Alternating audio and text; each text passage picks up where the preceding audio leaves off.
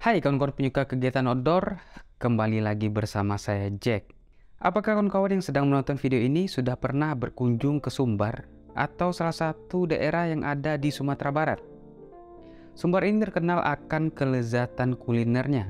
Tapi tidak hanya itu saja, Sumbar ini juga menyajikan pesona bentang alam yang indah, mulai dari wisata gunung, pulau, danau, air terjun, lembah, dan juga gadisnya ranca-ranca. Karena konten di channel saya ada membahas mengenai kegiatan pendakian gunung, jadi pada video kali ini saya akan sharing ke kawan-kawan mengenai beberapa gunung yang ada di Sumbar dan pengalaman saya mendaki ke beberapa gunung yang ada di Sumbar.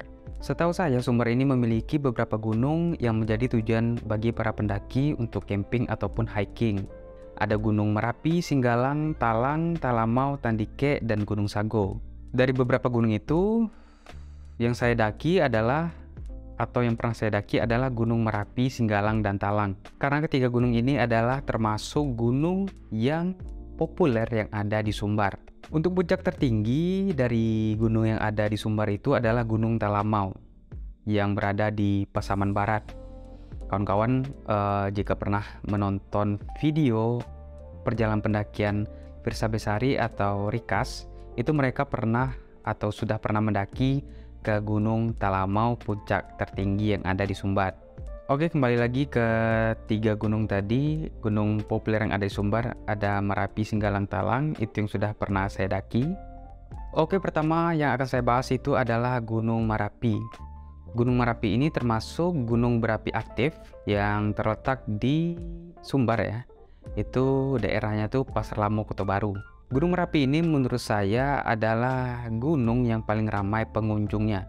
Untuk akses dan treknya tidak begitu sulit. Dan Gunung Merapi ini juga bisa dikatakan bisa didaki untuk orang-orang atau kawan-kawan yang baru mulai kegiatan pendakian gunung.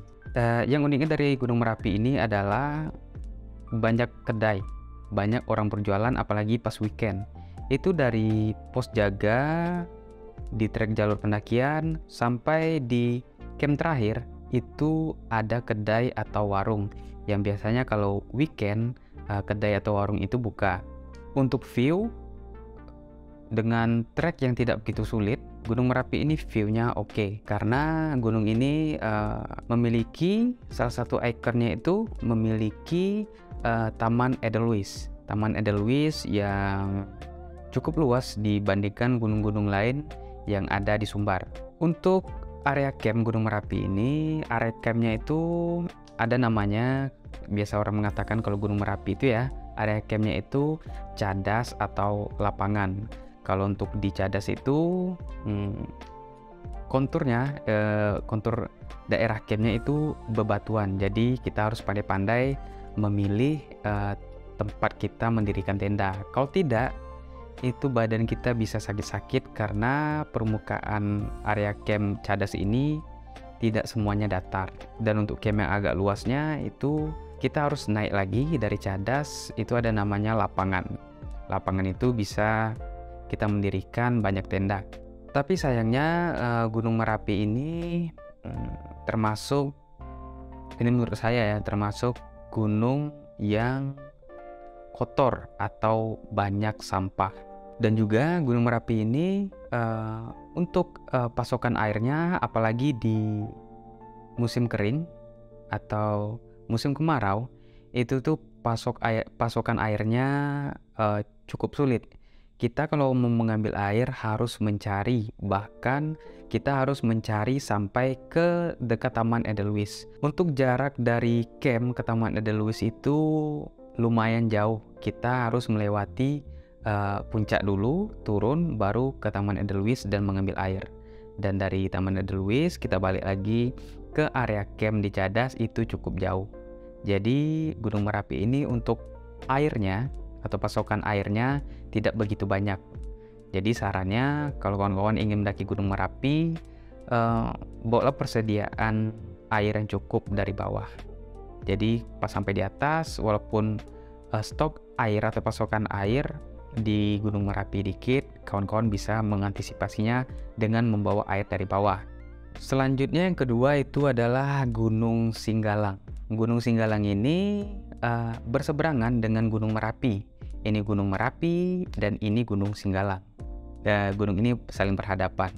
Misalnya kita dari Merapi nampak Singgalang, kita dari Singgalang nampak ke Merapi. Untuk Singgalang ini, walaupun dia berdepanan, itu sangat jauh berbeda gunungnya dengan Gunung Merapi. Karena Gunung Singgalang ini bisa dikatakan gunung yang tidak aktif, atau mungkin waktu dulu sekali itu gunung ini pernah meletus karena di atas Gunung Singgalang ini ada telaga. Untuk trekking Gunung Singgalang ini cukup sulit ya, apalagi kita kurang latihan fisik dan ketika mendaki membawa banyak beban. Itu kalau untuk trekking Singgalang kurang latihan fisik dan terlalu banyak membawa beban, itu menurut saya akan sulit karena untuk treknya itu sedikit bonus. Tapi yang uniknya dari Gunung Singgalang ini adalah tiang-tiang listrik yang ada hampir di seluruh jalur pendakian sampai ke daerah puncak itu ada tower. Sedangkan dakinya ada susah ya. Gimana? Coba bayangin gimana awalnya tiang-tiang ini dibawa oleh orang yang mengerjakan proyeknya dari bawah bisa sampai ke puncak. Itu hampir di seluruh jalur pendakian Singgalang itu ada tiang. Jadi kalau untuk ke Gunung Singgalang kita tinggal ikuti aja tiang-tiang yang ada jalur pendakian. Itu insya Allah kita bakal sampai ke area camp di Telaga Dewi.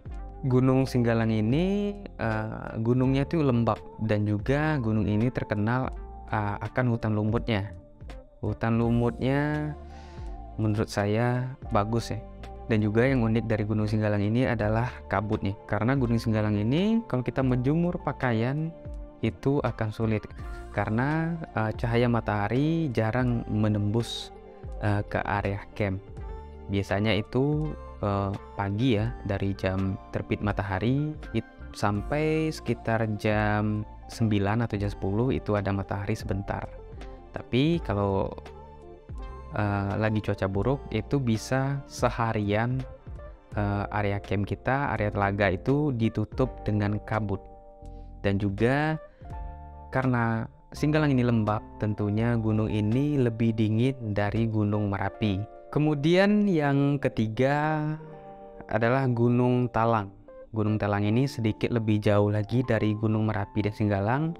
Gunung Talang ini terletaknya di Solo. Gunung Talang ini juga misalnya kawan-kawan baru memulai kegiatan pendakian gunung, sangat dianjurkan untuk pemula karena treknya yang tidak begitu sulit dan juga area campnya luas, dia pelantarannya luas, bisa untuk 100 tenda mungkin, bahkan lebih gitu. Untuk pasokan airnya, untuk Gunung Talang ini pasokan airnya juga banyak, tidak seperti Gunung Merapi. Gunung Talang ini juga termasuk gunung berapi aktif. Untuk trek awalnya kita akan melewati kebun teh, dan untuk bonusnya juga banyak di Gunung Talang ini. Treknya juga yang saya katakan tadi tidak begitu sulit. Hal unik dari Gunung Talang ini adalah gunung ini memiliki pesona bentang alam hutan mati dan juga view danau atas dan danau bawah yang lagi tren di Sumbar sekarang ya, Alahan Panjang. Itu bisa kita lihat dari Gunung Talang. Jadi dari ketiga gunung yang pernah saya daki tadi, Gunung Merapi, Singgalang, dan Talang, yang saya sangat anjurkan bagi kawan-kawan yang baru ingin memulai kegiatan pendakian gunung itu adalah ke Gunung Merapi dan Gunung Talang. Kalau Gunung Singgalang itu baiknya kawan-kawan latihan fisik dulu agar nanti kita tidak susah dan atau menyusahkan teman kita ketika melakukan pendakian ke Gunung Singgalang. Itu dulu cerita saya tentang pendakian gunung yang ada di Sumbar. Jika kawan-kawan memiliki saran atau apalagi yang pengen dibahas di channel ini seputar kegiatan outdoor atau kegiatan pendakian, bisa kita sharingkan di kolom komentar. Terima kasih, bye-bye.